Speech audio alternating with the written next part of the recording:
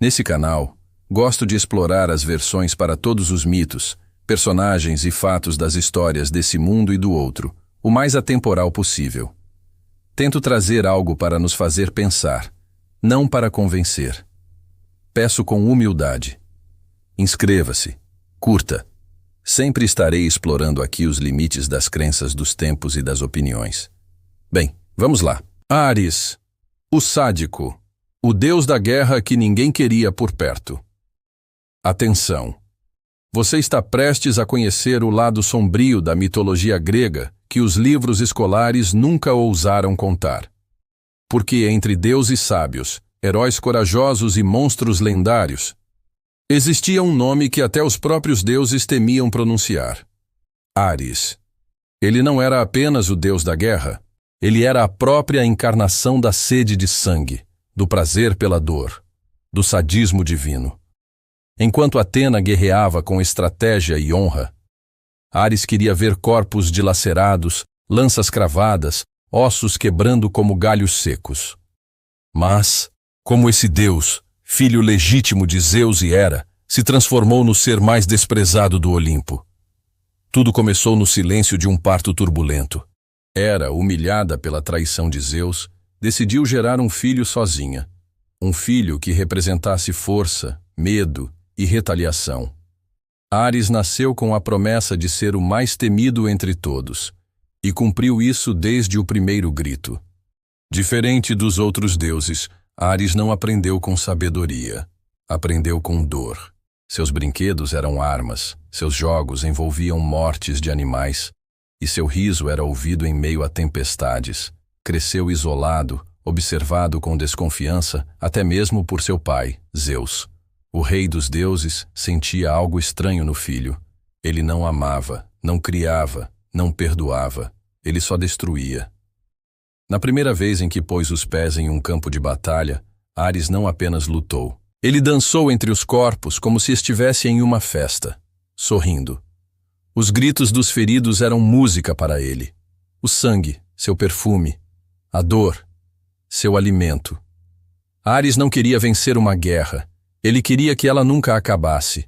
E mesmo sendo um deus, ele não era respeitado. Era temido, evitado, isolado. Nem mesmo sua mãe, Hera, suportava o peso da criatura que havia gerado. Zeus o tolerava, mas o mandava para longe. No Olimpo, Ares era um cão de guerra preso na coleira curta da vergonha divina. Mas havia uma deusa que via em Ares algo diferente. Alguém que também era temida, mas por outros motivos. Afrodite. A deusa do amor se apaixonou pelo deus da guerra, e esse amor proibido incendiou ainda mais o temperamento de Ares. Enquanto Afrodite lhe dava prazer, o mundo lhe dava dor. Era esse contraste que o mantinha vivo, e perigosamente instável. Quando Ares descobriu que ela era casada com Hefesto, o deus ferreiro, ele não hesitou em desonrá-lo. Fez amor com Afrodite dentro da própria casa do marido. Mais de uma vez, até que Hefesto descobriu. E então prendeu os dois em uma armadilha, uma rede invisível, e os expôs nus diante de todos os deuses do Olimpo. A humilhação foi pública. Ares prometeu nunca mais confiar, nunca mais amar. A partir daquele dia, ele se tornou pior. Nas guerras, não poupava ninguém. Mulheres, crianças, civis, todos eram alvos. Ele não escolhia lados. Não lutava por justiça. Lutava porque precisava da guerra para existir. Mas os deuses começaram a se preocupar. Ares estava indo longe demais. E então, veio a punição. Zeus ordenou que Ares fosse capturado. Mas quem poderia capturar o próprio deus da guerra?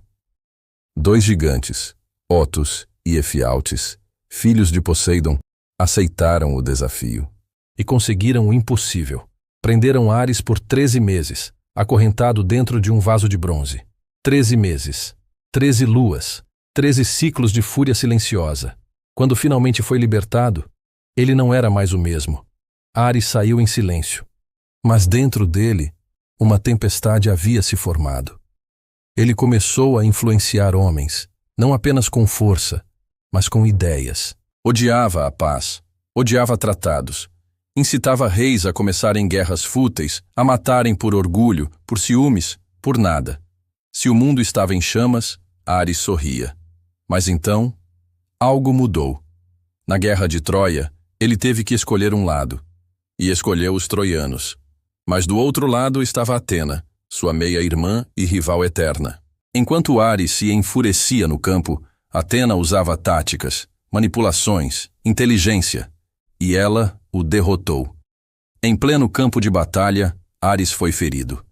Gritou com tamanha fúria que o próprio Olimpo tremeu. E foi nessa derrota que Ares teve sua primeira crise de identidade.